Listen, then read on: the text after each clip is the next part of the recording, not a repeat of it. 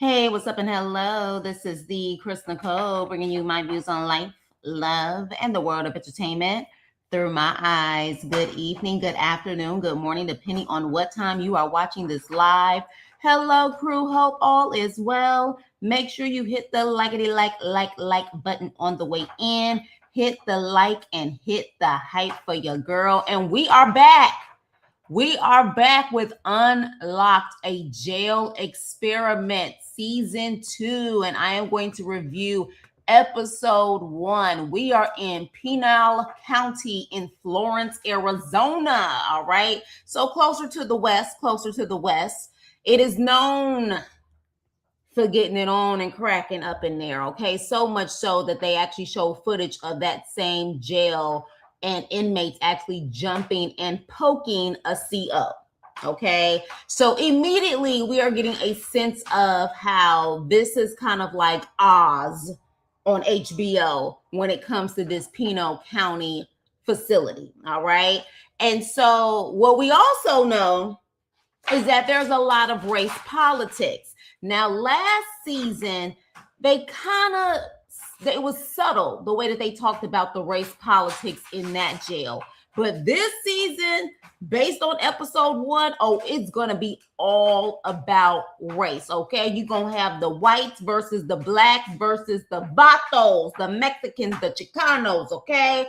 It is definitely about to be all about race. And the reality is, this is what we need to see, because from my understanding, all the prisons are like this. They have the white table, they have the black table, they have the vato table. You are pretty much assigned to whatever race you belong to. Now, it's very interesting how people decide who they belong to, if they are like black and Mexican, like if they're biracial, what side they belong to. Quite interesting to see those politics. But yes, we definitely see this immediately, okay? This is the H unit, and I'm going to call it the hell unit because it looks like it's about to be pure hell. Now, we have Sheriff, and I'm going to call him Sheriff Cowboy.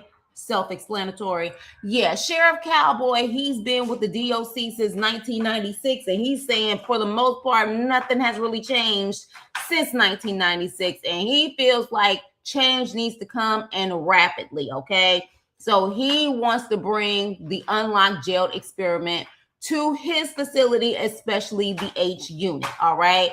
Now, we immediately see that there's a vato that's actually coming for a guy who I think is black, biracial, whatever the case may be. The vato made a threat and pretty much said that he was going to poke the man, all right? And so one thing about it is that there is order when it comes to the Mexican gangs, okay? I know that being from California, they always have what is called a shot caller, okay? Whether it's in the jail or whether it's outside the jail, they don't play around, all right? So literally, the guy who sat up there and said he was going to poke the black guy, the shot caller was like, don't start no mess like that up in here. You try to start some drama, and I'm telling you right now, don't talk to any of these vatos like this again. He's pretty much checking him in front of the black inmates. And he's like, don't do it. At that point, the guy goes to the shot caller and try to talk to him one-on-one, and the shot caller is still saying, you about to start some stuff, and this is about to blow up. So at that point, the black guy is talking to the other black guys. He was like, don't you ever let them talk to you like that. Do what you got to do and make sure you pretty much whoop that ass, okay? They end up going into the shower. Of course, when they in the shower, you know what they doing. Well, at least I hope you know what they doing. They fighting, they squabbing. You know what I'm saying? They going up in there, and of course, everybody is around there acting like ain't nothing going on, ain't nothing popping off. They don't hear nothing or whatever the case may be. Baby, by the time that black guy came out, whooping on that vato, you heard the vato saying, yes, sir. Sir, yeah, yes, sir. So at that point, you saw that he got towed up and it was done with. And that's how this pretty much season starts. So you see immediately that it is not a game at all whatsoever. They don't care. They are willing to square up with no hesitation at all whatsoever. And yeah, it's going to be quite interesting to see how these race politics work in this actual season. Now, with that being said, we start getting an introduction to all of the inmates that I guess we are going to follow this season. Now, his name is Ayo, all right? Now, of course, people who are from New York know exactly what I just said, but literally, that's what they call him, Ayo, okay? And he says AO stands for all out. He said they have been calling him that since he was a kid. Now, I believe he's Chicano. I believe he's Mexican. But homeboy don't play around. He know how to do them freaking sit-ups in a handstand or in push-ups in a handstand, and he definitely makes sure that he stay fit, all right? Now, we are also noticing that so far in this season, episode 1, you got senior citizens up in here that they really focusing on. He's 40 years old. Ayo is 40 years old. Now, I don't know if that's hard to believe, but because he don't look like he's 40, but he's 40 years old. Now, he said that he is in there for 13 years for aggravated A and pow misconduct. Okay, y'all figure that part out. So he said that he had a family, baby mama, 4 kids, and then they ended up breaking up and things went downhill. Oh, but he got another charge. He got another charge getting into a fight. And he said some way, some shape or form, this guy's legs got broken and he just doesn't know how. He has a little temper, okay? He has a little temper. He got some issues. And he also got into a fight with a CO, all right? So he has an anger problem. Very much so an anger problem. I would even say maybe some mental things are going on too, because he said he spent years in solitary confinement. Now, if anybody knows that solitary confinement either makes you or break you, but they still say that a lot of guys and women who come out of solitary confinement, mentally, it just is not good for them. It's just not a good thing for them. But with that, he said at the end of the day that he read The Art of War. And he said that, you know, he read to try not to allow people to lead him into anger. But clearly that ain't working for him, okay? It ain't working for him at all so far. But that's Ayo. And we're going to see how he's going to ride this out towards this season and what he's going to do. So the Sheriff Cowboy says he wants to change. And so he tells his staff, like, look, I'm about to do this experiment. And they look at him like he is straight fool. They was like a 6-week experiment. And for those who have not watched this show, the way the show works is the sheriff will actually pick a unit in his jail. And for 6 weeks, they have access to everything. Their doors will never be locked. They will never be in lockup. They can pretty much have access to their unit whenever, however they please, okay, including the phones. But his staff is looking at him like 6 weeks. These fools can't last 6 minutes, 6 seconds. Like, are you crazy? And they talk about the race politics. They're like, yes, sir, you don't even realize where this is going to lead. And they're kind of nervous. They're like, okay, if you think this is going to be the case, you're going to have a bully, you're going to have the race politics. But he's like, look, I got to do something. These experiments actually do work. So at that point, they said, look, when it all boils down to it, whoever has the most numbers has the control. So whichever race has the most numbers, they are the ones who are going to definitely be able to control the situation. So then we have Woody. Woody is white. And Woody is high as a kite, okay? He is the high inmate. He is a super duper addict, okay? Who is also 40 years old, and he is in there for possession to the 7th power, all right? And he loves the H, and I think y'all know what that H means, okay? So this fool tells us about a story about one night he high as a kite, and he said he felt like somebody was watching him. He was like, somebody's watching me. Like, I always feel like somebody's watching me. Like, he was like paranoid, of course. And so he said, I decided to climb a tree. And so we climbed the tree and he looking out in the lands and trying to see who the heck is following him. And he said this chick approached him and was like, hey, are you up there because of me? And he's like, no, bitch, I'm up here because I feel like somebody watching me. And then he was like, but then I looked at her and I saw she was cute. And then he was like, hey, do you get high? And she's like, yeah. And they fell in love and got married. And he said that was his first wife. Not the only wife, but the first wife. But let's be clear. While that was a funny story, Woody's story is very sad. He comes from a family of addicts, like generational addicts, okay? His parents were addicts. He's an addict, and he said his kids are also addicts. Talk about a generational curse. Like, he definitely has some issues. He said he just loves it. He loves getting high, and he just can't help it. But at the end of the day, I'm hoping that, you know, he can eventually knock it off, because you getting into the 40s range and you on that H. Yes, sir. I don't know how that's going to end for you. But with that being said, one thing that we definitely did see, like we saw last season, baby, is that hooch. Baby, they be creative and making that hooch. They made hooch this time with applesauce and I think sugar. For the life of me, I don't even understand how that's possible. Hell, the sheriff said that they actually can take orange peels and molded bread and make hooch. Help me understand. Why would you even want to drink something that has molded bread? Okay, now for y'all in the background, I mean, if y'all hear in the background, you got to forgive me. The puppy is playing, so I got to keep the baby occupied. You know what I'm saying? But yeah, molded bread and orange peels. No, absolutely not. So with that being said, before the experiment can start, of course, they got to search the pods to make sure there's no substances, make sure there's no shanks, you know what I'm saying? And make sure, of course, they got to do a cavity check. Cough time, homie, cough time. Make sure you cough to make sure ain't nothing up in your booty hole. So with that, they end up going in there, taking everything, the hooch and everything, and the inmates are offended. They like, how dare they just invade? Like, they're in our personal space. And I'm like, you're in jail, fool. You have no personal space. You're owned by the freaking state. So at that point, they take the hooch, they take the pills, everything they had. But of course, AO, he can't keep his mouth shut. So of course, he starts popping off at the COs. And the COs is like, oh, okay, well, guess what? Get the hell up out of the H unit. You ain't about to be a part of the program. Now, with that being said, one of the COs said it's going to be ultimately the sheriff's decision if he's going to allow AO to be in a program. But he feel like he don't need to be in a program because he's hot-tempered, he don't listen, and he's going to be trouble.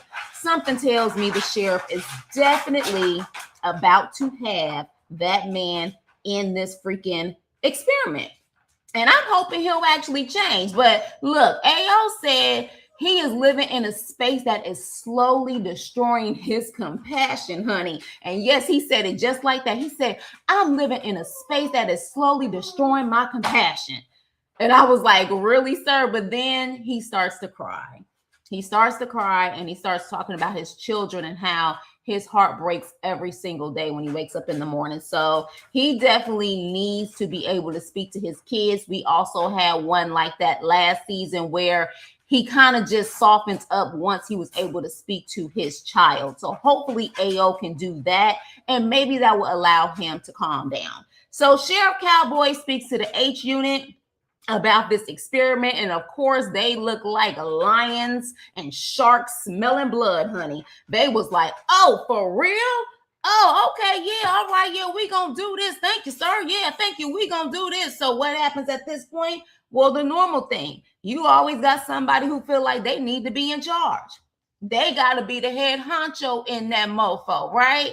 And so this is where we meet Irish. And Irish is a super duper senior citizen. He is 62 years old. And the reason why I say super duper senior citizen is because when you're that old and you are in a freaking facility, and this is the facility before they actually really go to like prison. From my understanding, that's the stop before they have to go to an actual prison. This means that you have been in and out multiple freaking times. Now, he is, as you can see, white. He looks like a freaking cracked out Santa Claus. And he also has a ponytail, and he got a big old bald spot on the top of his head, and he trying to use whatever hair he got left to cover up that bald spot with that ponytail. But with that being said, he's like, yeah, so look, the whites outnumber the blacks and the Mexicans up in here. So we're going to have to tell them what to do. Like at the end of the day, you know what I'm saying? I'm telling you what to do. Okay, you can try that, sir. I think you think this is back in the 1800s. Yeah, this ain't slavery, homie. Let's be clear. The brothers can probably take a couple of y'all at once. The Chicanos can probably do the same. And if they decide to come together to band against y'all, good luck. You better hope none of my brothers have a flashback with Rodney King or Nat Turner, because trust and believe it's going to be a problem. Now, what's very interesting about Irish is they was calling Irish a racist. They was calling him the N-word. And y'all know what the N-word is, the neo N-word, okay? And he didn't necessarily confirm or really deny if he's really racist or not, which is quite interesting, okay? So yeah, I'm kind of curious to see how that's going to unfold this season, but he's pretty much like, yeah, you know what I'm saying, talking to all the white fellas in there, yeah, we could do this, you know what I'm saying, and we just got to bring them together and check them if they out of line or whatever the case may be, and they all looking at him like, yeah, we got this. But meanwhile, while he think, because automatically the color code is going to protect him, one of his fellow white inmates said, homeboy need to watch out. He need to watch himself. If I was Irish, I would be scared. That's exactly what he said. So as far as the so-called loyalty, yeah, it doesn't look like that's going to be the case. So he's pretty much saying, look, one person ain't going to be able to run this show. Like, you're not going to be just this one head honcho up in this bad boy. So apparently Irish feel like he got his lieutenant. He got some people who are listening to him. They going to run the whole pod. Okay. Meanwhile, the brothers and the Chicanos is like, yeah, we ain't about to listen to what that fool says. If push come to shove, we going to have to handle business. So you can talk all that mess if you want to, but we ain't about to listen, all right? So then at that point, we also see another white guy who says, the first person who looks at me wrong, I'm blasting, and I'm taking a bunch of them with me. He didn't specify what race.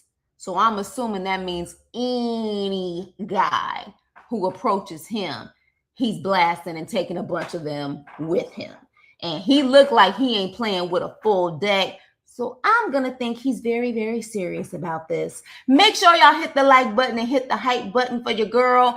Also, if you did not see my reviews from last season, if you look in the description box of this video, I have my playlist for Unlock the Last Season. So you guys can check that out so you can kind of get familiar with how this show works. So at that point, the experiment is about to begin, okay? They've already made sure everything is cleared out, so they think, because we clearly know that they can get very, very creative even when they do that, right? Very, very creative. But with that being said, they sit up there, clean everything out. The experiment is about to begin. So normally what they do when the experiment is about to begin, they going off on the COs, banging on the door, banging on the walls, telling them to get the F out. And so the CEO's like, well, okay, we're about to leave. They like, yeah, get out, sucker. Get out, fools. Get out. Next thing you know, they leave out. They open up the doors, and these fools act a straight up fool. It definitely kind of looked like an episode of Oz when they was about to like tear up the freaking unit. Next thing you know, they get out. They start throwing chairs, a mattress, toilet paper, and one of the black guys who looked nervous as hell was like, well, there goes the neighborhood. Yes, something's about to go down and something's about to happen. And he looked like he a little nervous, but at the same time prepared for anything, okay? And then that's when the episode goes off. It's going to be interesting how this works. I'm curious to see the race politics in this season, but at the same time, kind of nervous about this to see how this is going to go and how this is going to unfold, because at the end of the day, homeboy right here is a senior citizen. I mean, but at the same time, if he's a very, very racist senior citizen, should I care? I guess as a Christian, I should care. But at the same time, I need to know if you one of those neo-ends like they had in the paper. They had a big old headline showing that they called him a neo-end. So I need to know, sir, because you didn't confirm or deny. So at this point, if you are one, then I would say all bets are off. Now, as far as I see it, this can go either way. I think Ayo is definitely going to be back in the H unit. And let's hope that Woody gets it together. And let's hope that one of the black guys will get introduced to him maybe next episode or a couple episodes down the line, so we can see what the black guys are about too. We've seen glimpses of them, one of them fighting, but we really don't know their stories yet. So with that being said, you guys, let me know what you thought about this episode. I always start off with episode 1 so you can kind of get an introduction on what this season is going to be like. Again, we are in Arizona. Let me know what you thought about this episode. And of course, naturally, I will be reviewing it. All of the episodes are out, but as you know, I take it either episode by episode or do like 2 episodes at a time. All right. So again, please hit the like, hit the hype for your girl. Please again, like, share, and subscribe. And I will see you on my next video. Toodles.